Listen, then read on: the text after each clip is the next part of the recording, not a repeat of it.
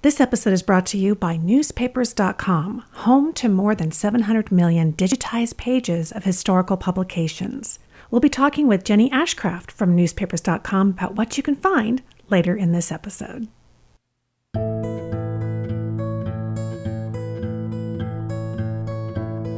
Welcome to the January 2022 episode of the Family Tree Magazine podcast. I am Lisa Louise Cook. Have you ever wondered what it would take to become a forensic genetic genealogist and work on criminal cold cases? Dr. Claire Glynn has created a new postgraduate certificate in that field, and she's here to tell us more about it.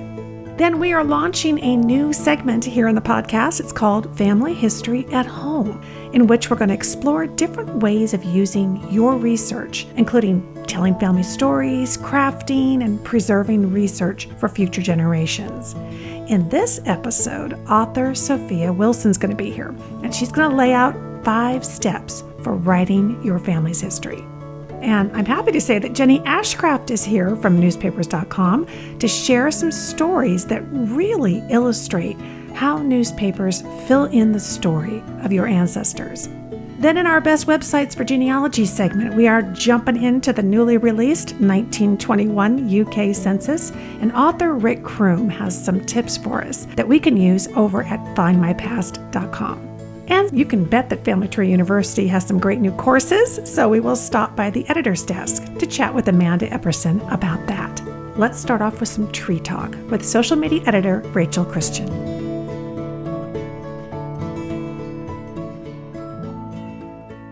Well, it's a new year, and there's a lot to look forward to when it comes to genealogy. And I know that our social media editor, Rachel Christian, has been thinking a lot about this and asking folks about what they're looking forward to online. And she's got some ideas for us. Hi, Rachel. Hi, Lisa. Happy New Year. Happy New Year. There's lots to look forward to, I think, when it comes to genealogy. We all set new objectives. Have you been out on social media kind of trying to find out what people are going to be working on? I have, yes. I went on social and I asked our followers what they're most looking forward to in 2022. And not surprisingly, most people said the census. As you know, the 1921 Census of England and Wales was released this week.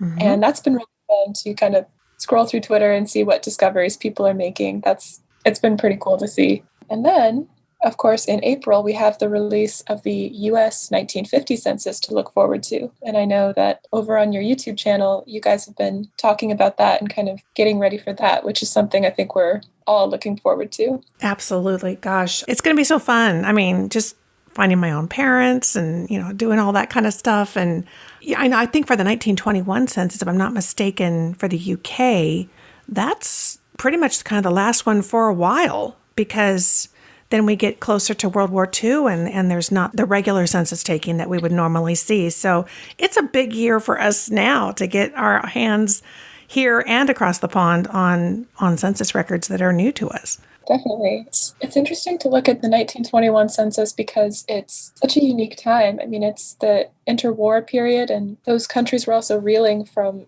disease. It's almost too real. Yeah, well, so that makes a lot of sense that a lot of folks are busy getting their hands on one and waiting for the next. How about you? What are you looking at and kind of getting into as the year gets off?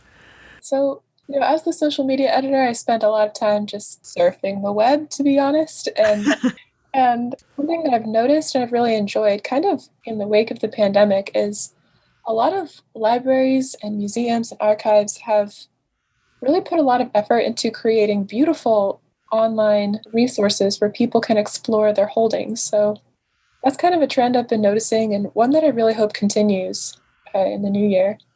I thought I'd just mention a couple sites that I thought were worth checking out if anyone's interested.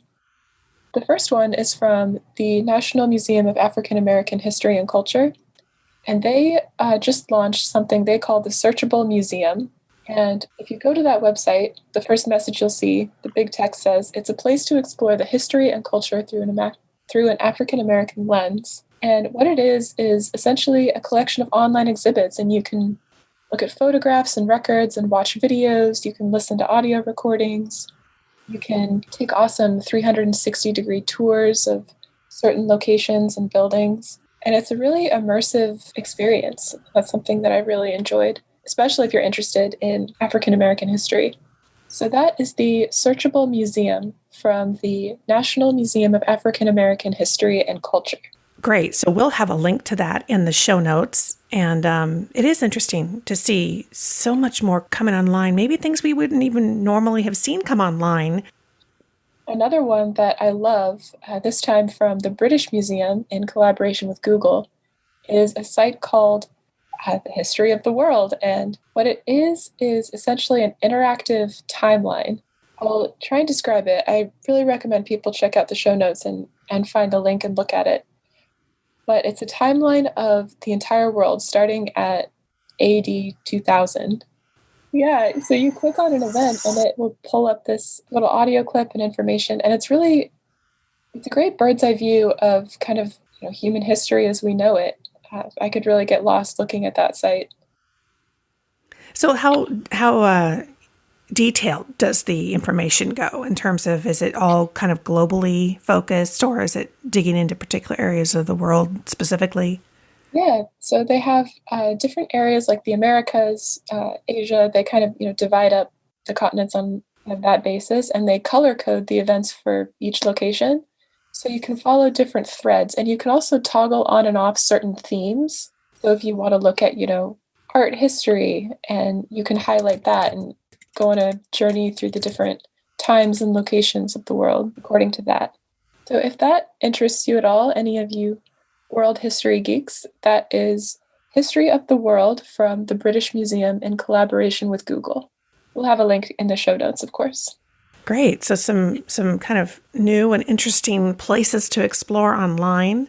And of course, in 2022, we've also got Roots Tech, which is happening, which is going to be another place to explore, and tons of video classes, right? Oh, yeah. It's really changing, isn't it? I mean, this is the second year that Roots Tech has been completely online, and what a resource for family historians. I think last year, if I'm remembering correctly, it drew over 1 million registrants, and that's just incredible. I'm excited to see how these online events keep changing, and it's really moving beyond like text and images on a page, Exactly. And for people who never had an opportunity to attend Roots Tech in the past when it was in person, they can head to rootstech.org. Check it out. Speaking of the 1950 census, I'm doing a series of 3 sessions at Roots Tech, walking through all the different elements and aspects of the 1950 census so you can really dig into it and kind of know what you're looking at. So I've had a lot of fun putting those video sessions together. Well, there certainly is a lot to look forward to in 2022. So thank you so much, Rachel. And again, we'll have links in the show notes to the websites that she mentioned. Thanks.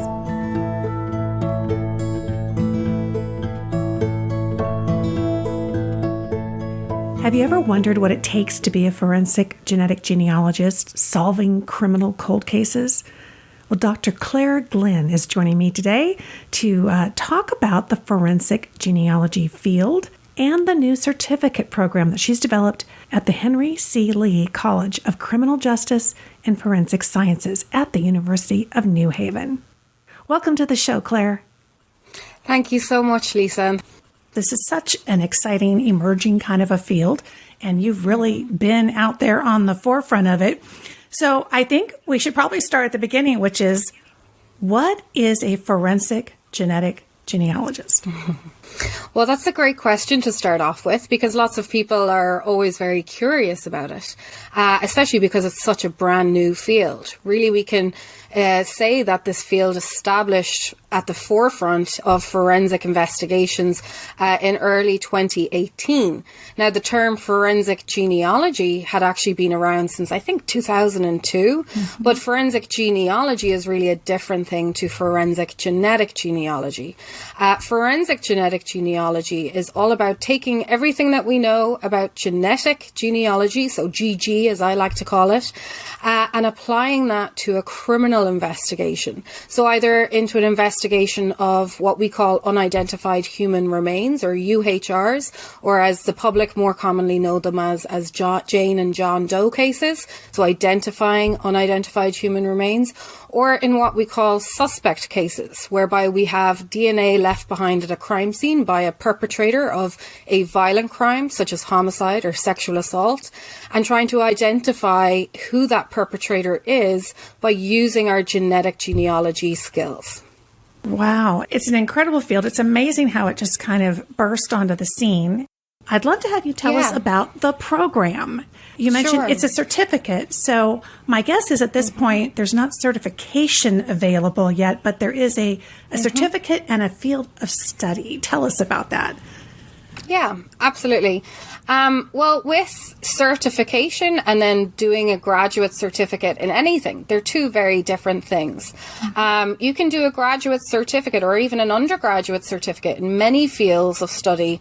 And especially today, especially in the last 3 to 5 years, higher education has seen a huge demand for what we call micro credentials, which are certificates, right? Because they're not full degree programs. They aren't 33 credits or 120 credits for a bachelor's, 30 plus credits for a master's degree. A certificate, and here in the state of Connecticut by the Office of Higher Education, a certificate is 12 credits or more. Right? It needs to be a minimum of 12 credits, 12 university credits. And so with our graduate certificate, the program itself is 12 credits. So 4 courses of 3 credits. There is an optional elective or additional elective that's available as well. So it could be 15 credits if you want. So with the program, whenever I sat down to kind of say, okay, I need to plan a program, I need to develop a program in this, we have the infrastructure here at the University of New Haven to be able to do so. We have, the online learning management system, and also we have kind of the prestige in the criminal justice and forensic science field that people would want to take a program like this with us. And so I said, well, what would I include in a program such as this? And what I was seeing, and thankfully, I have to say a thanks to all of the online Facebook groups and forums and everything surrounding forensic or investigative genetic genealogy.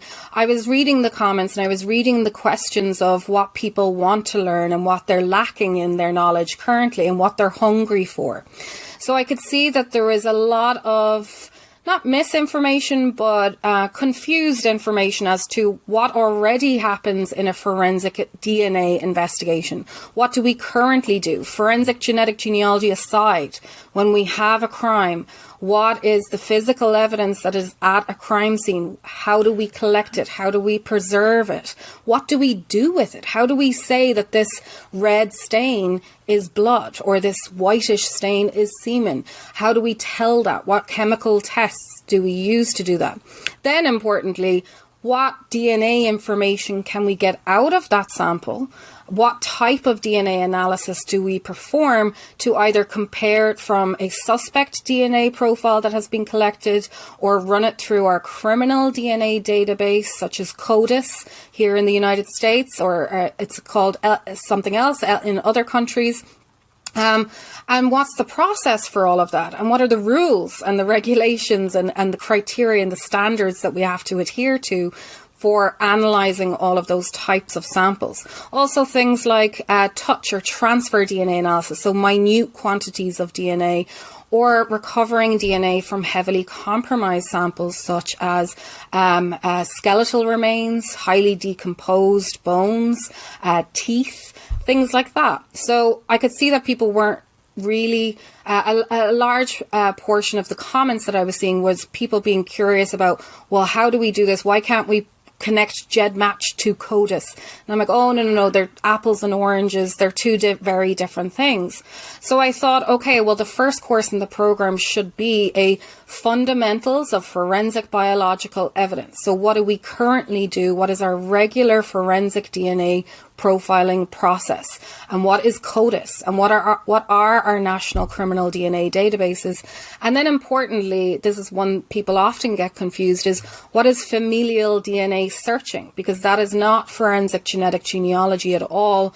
That is something else that we've been doing for years in the forensic community, whereby we're comparing STR, short tandem repeat, forensic DNA profiles within a criminal DNA database, looking for first order direct relatives, so aunts, uncles, parents, siblings.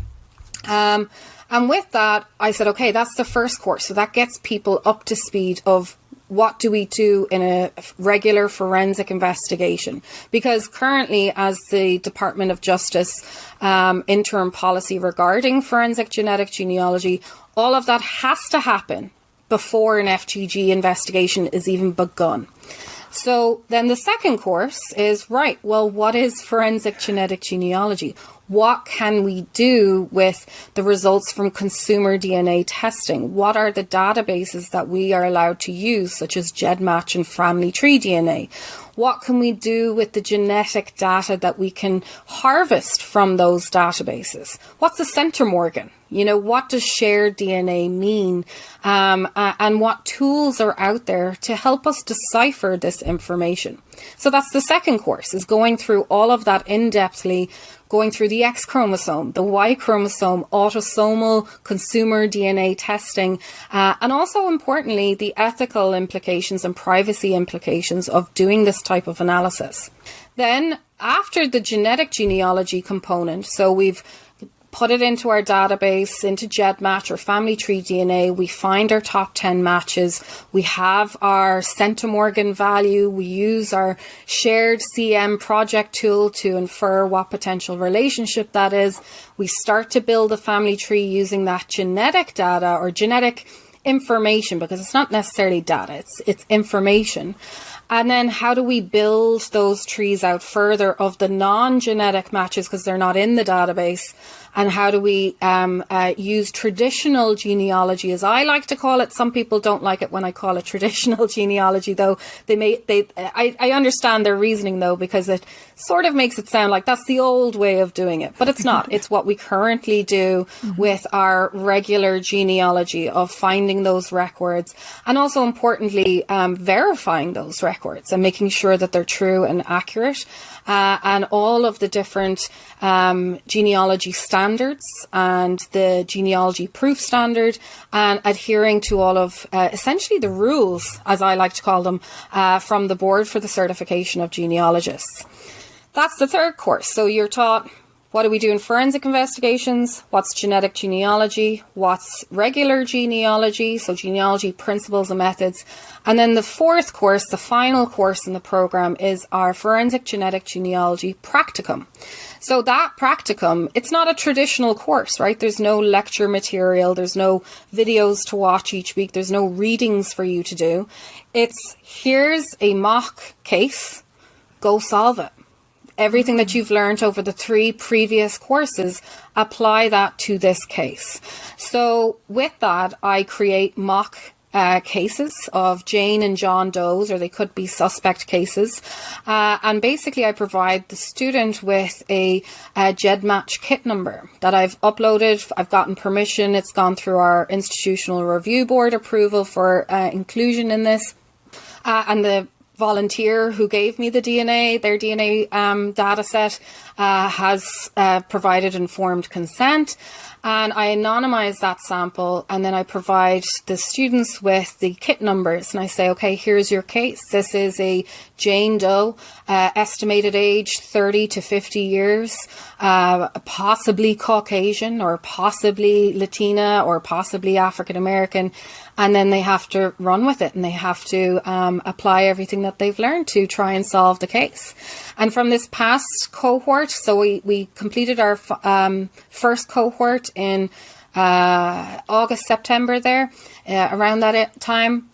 The results were phenomenal from the practicum. I was overwhelmed and overjoyed with the excellence of the students from our first cohort and their ability to correctly identify people within their practicum.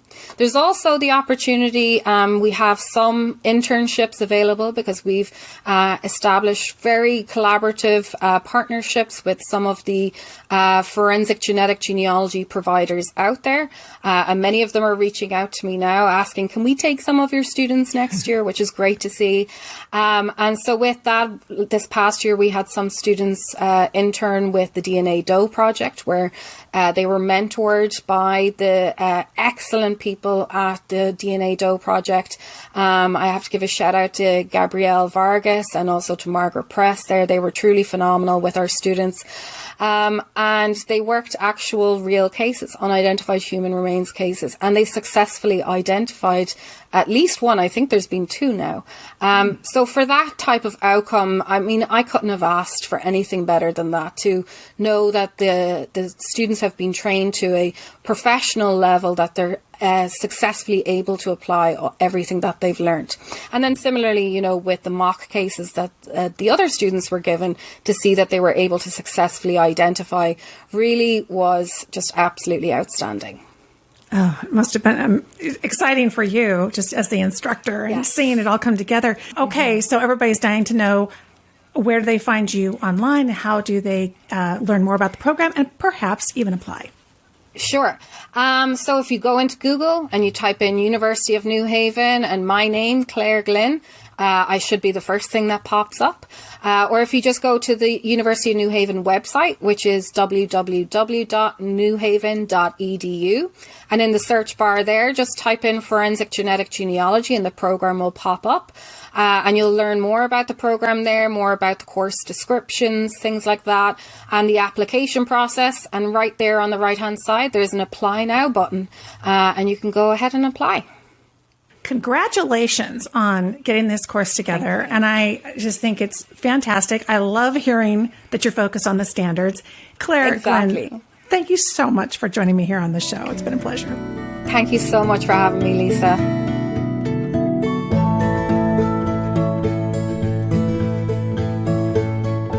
In the new article, 5 Steps to 160,000, take your family history book from pipe dream to words on a page with these tips. Author Sophia Wilson can help you reach your writing goals, and she's here to tell us more about it. Hi, Sophia. Good morning, Lisa. Thank you so much for the opportunity to be with you today. Well, this is a terrific article, and I'm sure that many folks, like I, myself, have kind of that yearning to put down on paper in more of a narrative form what we've learned about our family history. But it's really daunting sometimes. And I love that you've kind of laid this out in 5 basic steps. So tell us out of the gate before we jump into the 5 steps, is this really doable? You know, it is. When we do commit to just writing one little piece at a time, before we know it, we end up having a much larger document or history than we had imagined maybe from the beginning. Wonderful. And having the steps to kind of follow helps us kind of break it up even a little bit more. And you have here that step number 1 is to write down your own memories. Tell us a little bit about that. That's correct. So for me, this project began with a commitment to spend just 15 minutes every morning writing down the memories and stories and legends and things that had been shared with me during my life.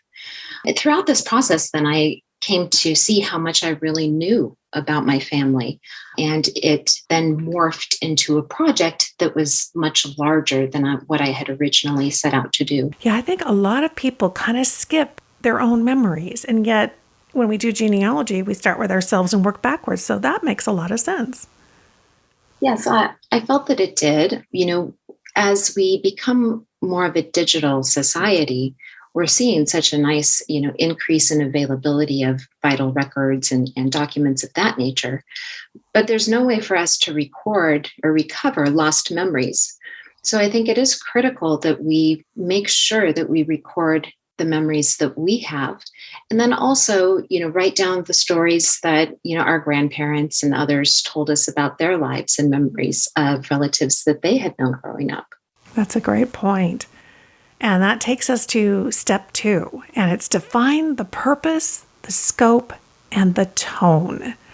So it sounds like it's almost like in genealogy, we create that research plan. Is that kind of what we're doing here? At this point, yes.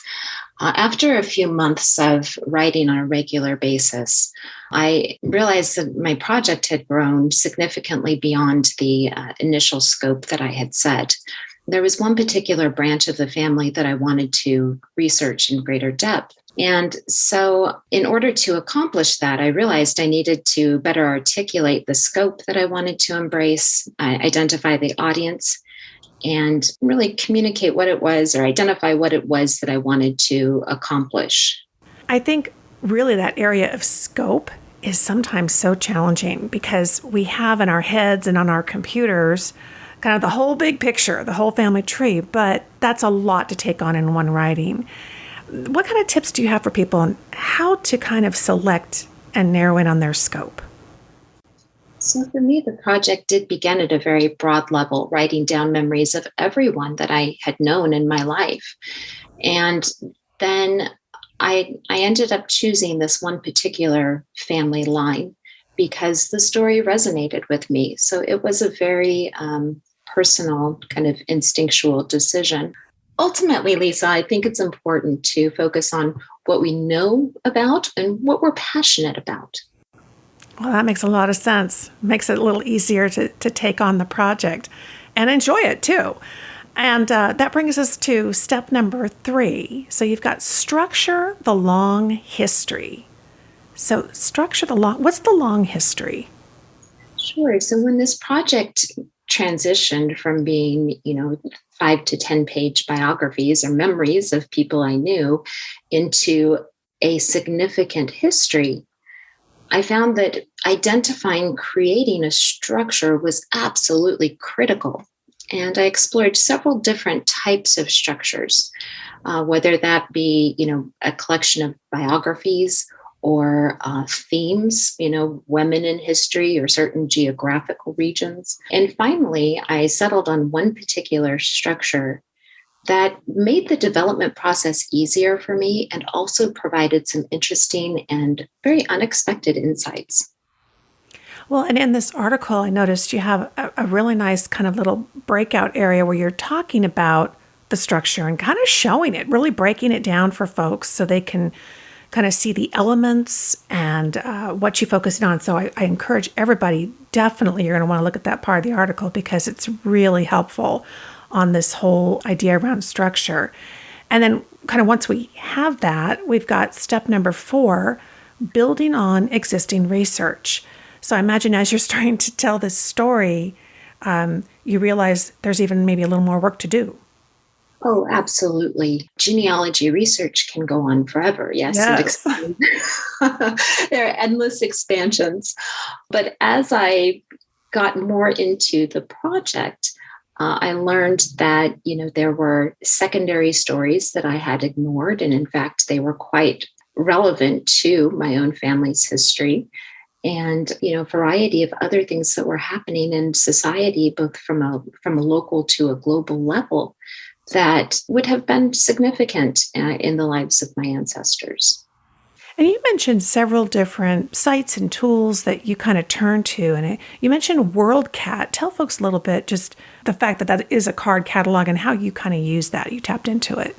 Sure. So WorldCat was a wonderful source for me to go in and to research books that had been written about the various geographies and times and locations and other aspects of my research. And it gave me insights, of course, as to where those documents are housed, right, and how I could, access them. Excellent. That's worldcat.org. And I wholeheartedly agree. It's a wonderful kind of clearinghouse of all the available materials out there, sometimes that are available online, sometimes in person, but a wonderful resource. And then that brings us to step 5, and it was decide where to stop and then publish. So we really have to bring this to a conclusion, don't we? That's correct. As we mentioned, research is never complete. There's always more that we can learn. So it was important to me to establish a deadline for the project, whether that's a certain point of development or whether that's a date on the calendar, and know that, it's okay if we don't include every single thing in that edition, but we can go back later and release a second edition of our research. But we needed to reach that stopping point and to publish the information that we've collected. That's a really good point. I think a lot of times we feel like it's a one and only, but really we can give ourselves permission to say this, in a sense, could be a chapter of the history of our family, and we can write another line, another edition, go back another century. We have the freedom to do that, don't we? We sure do. We sure do. Well, it's a great framework, I think, that you've provided here in the article. Again, it's called 5 Steps to 160,000. And is that 160,000 words? That is 160,000 words, yes. Wow. And it's really doable because you've broken it down. And Sophia Wilson's article is in the March-April 2022 issue of Family Tree Magazine, waiting to help you accomplish your goals in terms of writing and publishing about your family history. Wonderful to talk to you. Thank you so much for your help, Sophia. We really appreciate it. Thank you so much, Lisa. I appreciate the opportunity to be with you all today.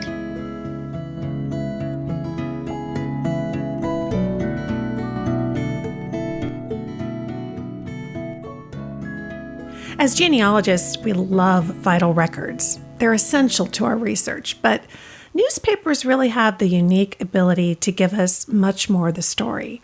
And vital records combined with stories really paint a vivid picture of our ancestors' experiences. Newspapers.com is the largest online newspaper archive with more than 700 million pages of newspapers, and it's really the perfect place to find those stories. So here to share more about what you can find is Jenny Ashcraft of newspapers.com. Welcome to the show, Jenny. Thank you for having me. Jenny, I'm so happy that you're here. I'd love talking about newspapers. Have you ever had an experience where an ancestor that you're researching just kind of disappears from their records? And how do you turn to newspapers to try to solve that? I absolutely have, in fact, more than once. But I can share a personal experience about how newspapers.com helped me to solve a genealogical mystery. Excellent. Well, I have an ancestor, and her name is Elmira America Miller. She was the daughter of a Civil War soldier, and in the 1870 census, she was living in Pennsylvania, but then she just disappeared from the records. Did she get married? Did she die? I couldn't figure it out, so I started searching on newspapers.com, and I used the search filter to drill down by year and location. And one day I came across an 1890 article, and it mentioned her father, James Miller. And in this article, it said that his son-in-law, William Stuchel, was killed in a mining accident in Colorado. Now, this is nearly 1,700 miles away. Even though it didn't mention Elmira by name, I had a clue, and I was able to do some digging and confirm that this was her. And now I knew her husband's name. I discovered that newspaper articles about the accident were in Colorado and Kansas and Pennsylvania. I found their 1880 Colorado census records and realized that Elmira was using the nickname Lizzie, so I would have never found her. I learned that William and Elmira traveled to Colorado with several of his Stuchel relatives. Well, suddenly this whole story was emerging, and I felt a connection to this 35-year-old widow. There is just no way I could have ever found this information without newspapers.com. Oh my gosh, that's a great example of really the power of newspapers. So you did all this at newspapers.com. How many newspapers can we find over at newspapers.com, and what areas do they cover? Well, if you are trying to learn your ancestor stories or put together those missing pieces of your family puzzle, you will find more than 20,000 newspaper titles on newspapers.com. And every month we add more. We have papers from every single state and international papers, including the UK, Ireland, New Zealand, Australia, and we just in the last couple of weeks added hundreds of new Canadian papers. Our collections go all the way back to 1690. Oh my gosh, that's fantastic. Thank you so much, Jenny, for inspiring us to go after those newspaper stories. And newspapers.com offers a free 7-day trial. So that's the perfect opportunity to give it a try. you might just find the story that will help you break through a genealogical brick wall. Thanks so much, Jenny. Thank you.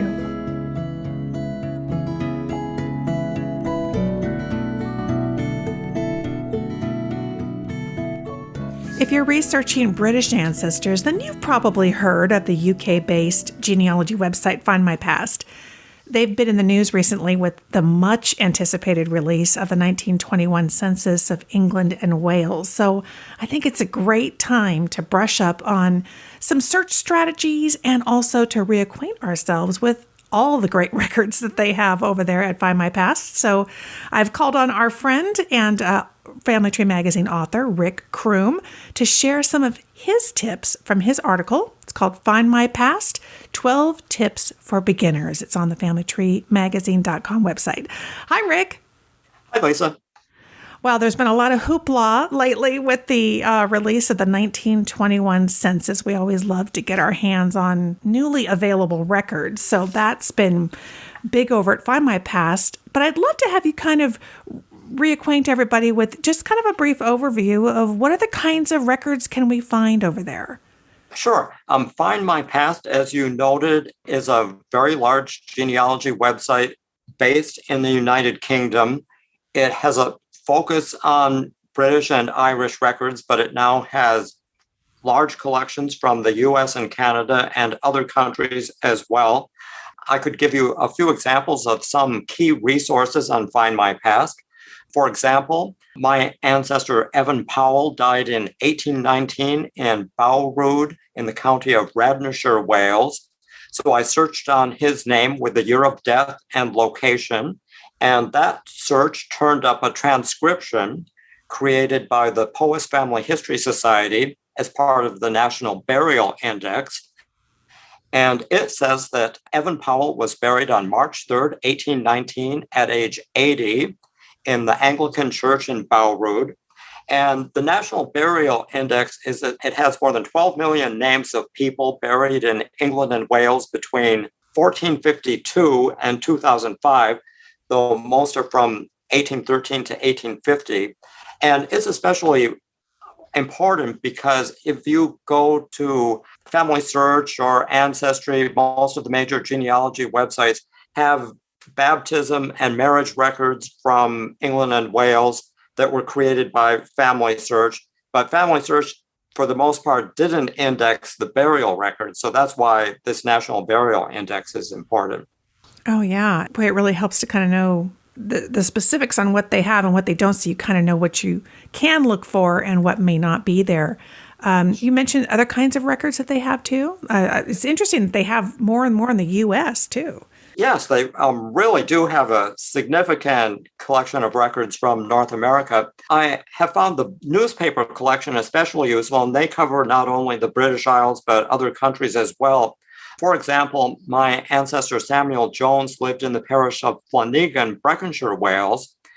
So I selected the British newspapers collection on Findmypast and searched on his name plus the name of the parish, Flanagan, as a keyword.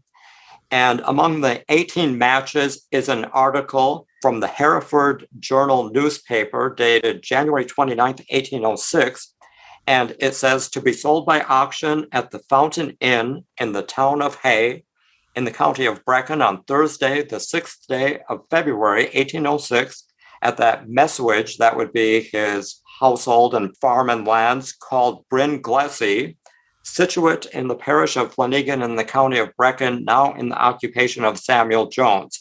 So that's quoting from the newspaper article. And I know that he had died the previous year at the age of 39.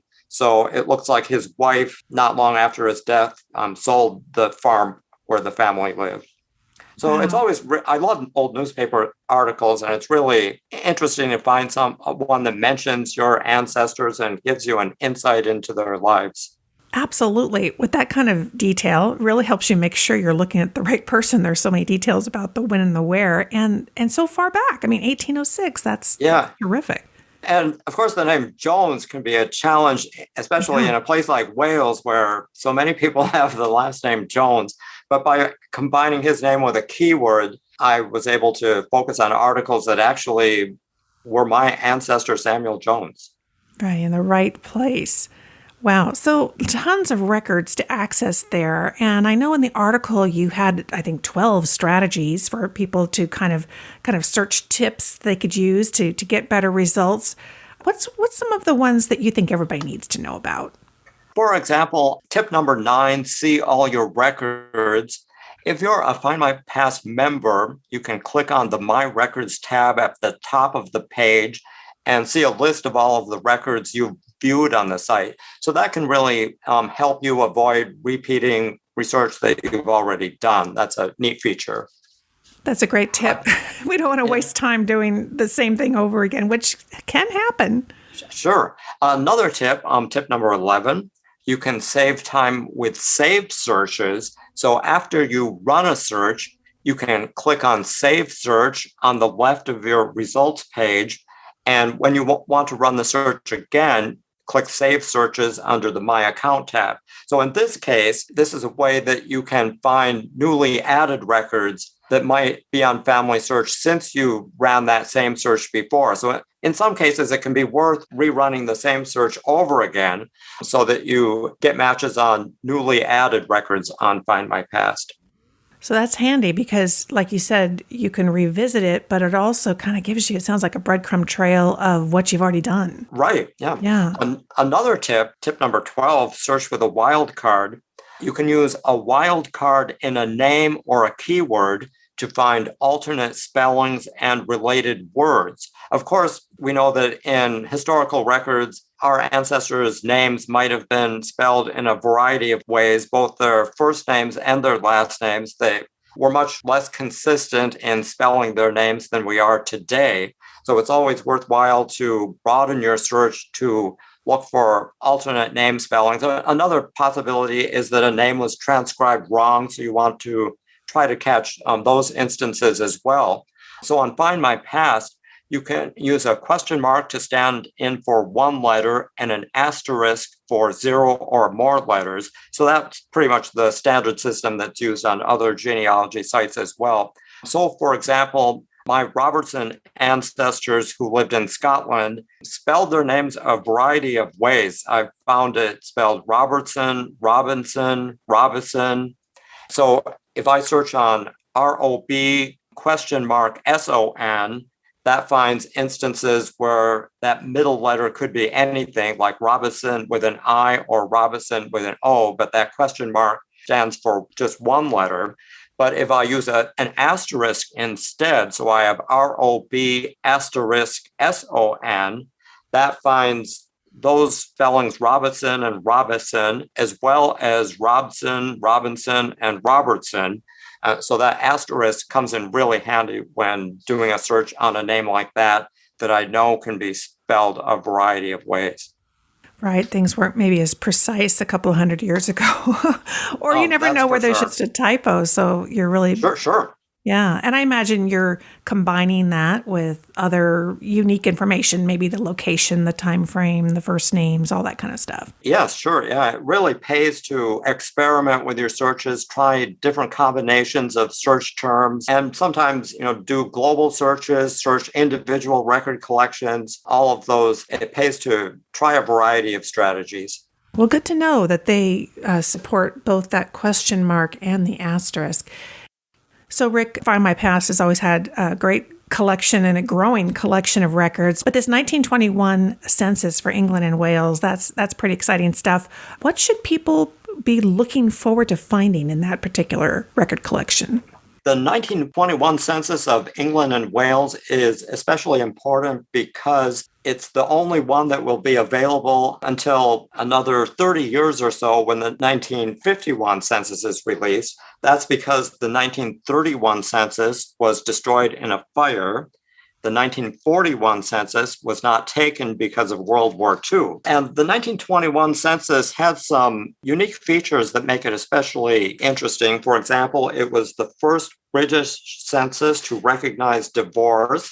Another unique feature is that you might find the entry for your ancestors written in your ancestors' own handwriting, because each head of household had to fill out a form with personal details on everyone who stayed overnight or returned the next morning.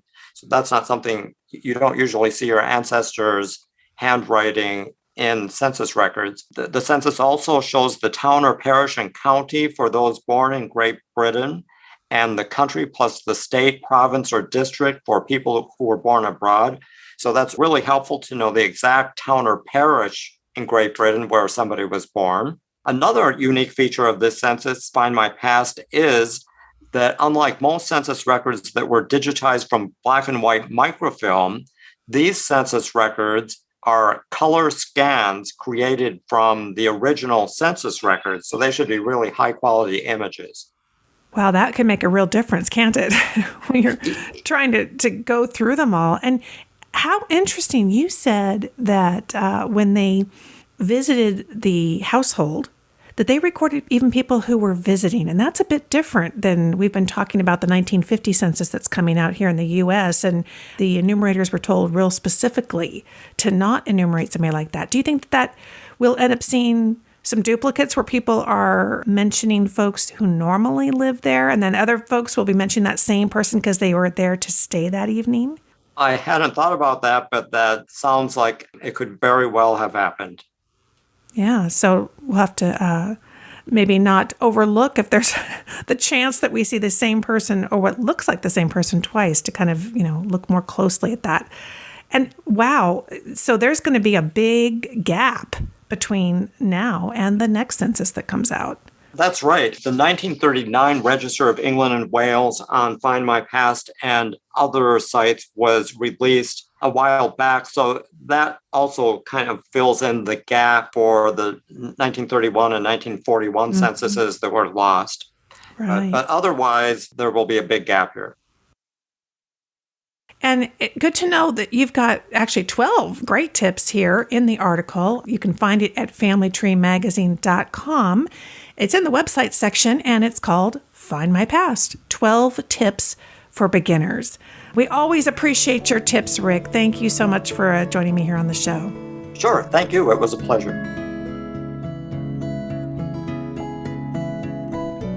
Well, being a new year, it's a great time to start planning for upping your genealogy game. And you could do that with some continuing education. So let's stop over at the editor's desk to see what Amanda Epperson has for us at Family Tree University. Hi, Amanda. Hi, Lisa. Happy New Year. Happy New Year. Okay, so we're all revved up. We're ready to learn something new. What kind of courses have you got coming in February? We have 5 good courses coming up in February, and I'll just say a little bit about each of them. First is masterancestry.com in 4 weeks with Gina Filibert Ortega, which starts on February 7th. So that'll teach you all the ins and outs of using that really great site, ancestry.com. And so that would be good. And then next after that is Become a Family History Detective with Sunny Jane Morton. And this one really focuses on analyzing documents that you find so that you can get every clue out of it and figure out, document A, if I look at it right, it'll lead me to information that leads me to document B. So that is a really popular course. And then we have Researching African American Ancestors with Shamel Jordan, which teaches you about best ways to research your African American genealogy, which is mostly the same until you get to the 1870s when everything really changes for African American genealogy compared to what you might be used to. In our 4th course in February, 6 Ancestors in 6 Days with Lisa Alzo, we'll focus on a variety of documents, 1 per day. So like tax records on one day, birth records on the next, or immigration records on the 3rd day. And it's set up so you can either pick one ancestor for one record type. So if you are desperately trying to find an ancestor who immigrated in New York, you can look for his immigration record, but maybe he didn't have a birth record in the United States. So you want to skip, find a different ancestor for the birth record day. Or you can pick one ancestor and try and find all 6 document types for that one ancestor. And then by the end of the week, you'd have an awful lot accomplished. In our final course for February, we have Google Earth for Genealogists with Lisa Louise Cook. Lisa, would you like to tell everyone a little bit about your course? You bet. Well, this is one that we've done in the past, and it's going to be freshened up for 2022. And really what we're going to do is talk about the geography, talk about that location-based information that we need essentially to do our genealogy research because, of course, families are based in time and location. And Google Earth is an amazing tool, and it's absolutely free. So we focus on those 4 weeks to show you some really kind of exciting ways that you can use it as a free tool to accomplish all kinds of things that maybe you haven't been able to do before. So it's such a fun class, Amanda. We just always have such a great time doing it. I'm excited to do it again in 2022. Good. I'm glad to hear it. So we've got lots of amazing courses actually to pick from. It's kind of exciting. So Amanda has listed about 5 of them, I think, total for us. So you can head to the show notes for this episode, and we'll have links to each one of them so you can go check them out and see what you want to accomplish this year. Amanda, thank you so much.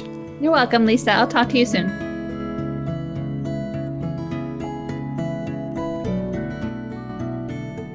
And that brings us to the close of another episode of the Family Tree Magazine podcast.